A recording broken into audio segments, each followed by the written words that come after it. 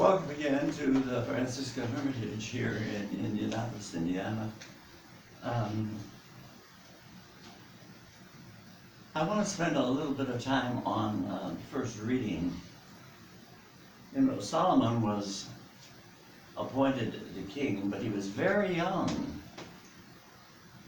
And he knew that he did not have skills that were absolutely necessary for the job he was told he had to perform. And so when asked by God what he wanted, he said, I need wisdom and understanding. Now this is a young person, and he really understood that if you're going to have a position of authority, you really have to have wisdom and you have to have understanding. And so that is what God gave to him and said, there will never be anyone like you, and there never was anyone like you with these skills. Now, you know, in the gospel, at the very end, Jesus was saying that everyone who has been instructed in the kingdom of heaven will bring out of the treasure house, that's the divine presence within you, all that is needed, whether it is new or whether it is old. And you know, my dear friends, that's all of us. The divine presence is with us and with every human being. And if we pay attention, we can use that divine presence for making our world a better place and bringing us closer and closer to world peace.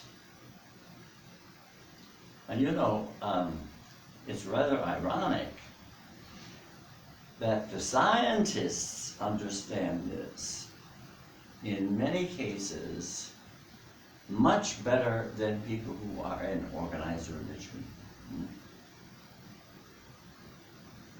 I don't know if you are aware, but Galileo got his understanding of the universe when he went into a meditative state. And all the information that was there about the cosmos, he was able to pick up. Einstein did exactly the same thing. And he talked about when he was in a dream state, he saw a snake eating its own tail. And that image gave him the understanding of all of the physical findings that are so important in his life and for which he is known and will be known forever. But you know, the saints are the ones who have given us the direct understanding of how important meditation is. You know, John the Cross was persecuted because he was using meditation and performing all kinds of wonderful works. And the people in authority didn't like that because they felt they didn't have that power. And so they imprisoned him in an armoire where he could neither stand nor could he lie down. Now, can you imagine living in a situation like that? Well, St. John of the Cross was very clear. He said, I would go into meditation and I would picture myself in a place where there was a beautiful garden, and he said I would smell all the flowers, and the physical experience of that time simply disappeared.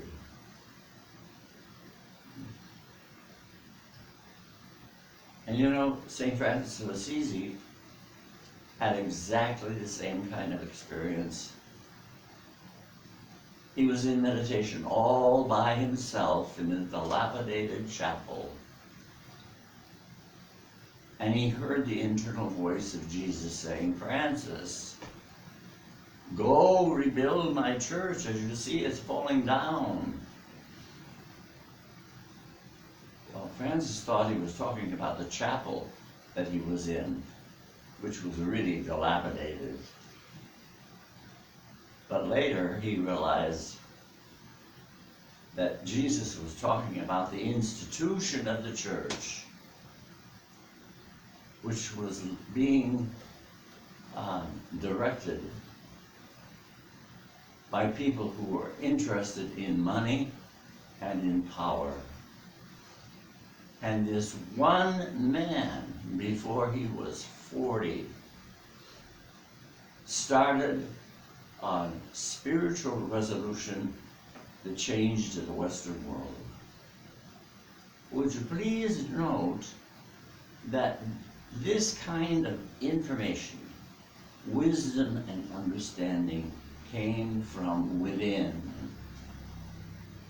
And my dear friends, that's exactly the way it is with us.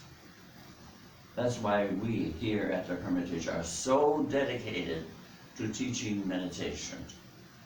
Because meditation is nothing more than you becoming aware of the divine presence within you. And when you ask for help, you can be assured it's going to come from within you.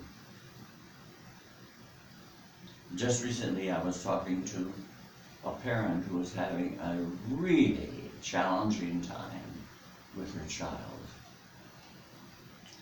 The child is grown. And I said to her,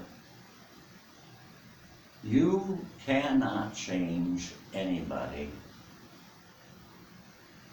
Your daughter has to make a choice of whether she wants help or not. I said, your job is simply to be there to love her.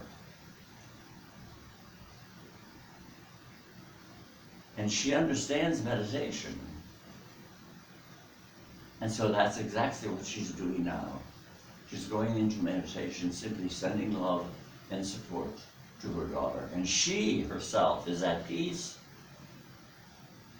and offering her daughter the energy that she needs to make the right choices.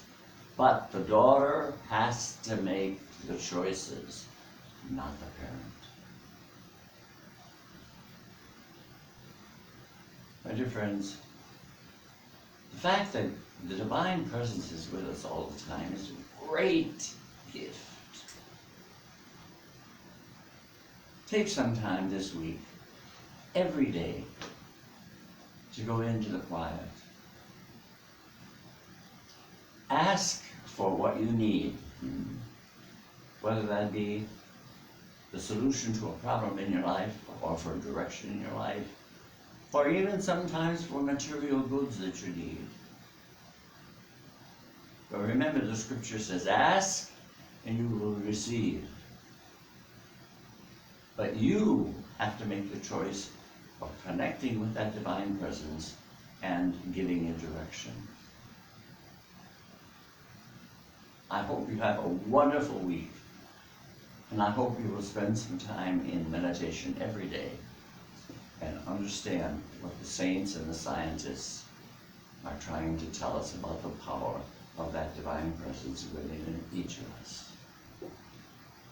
I love you all, and God bless.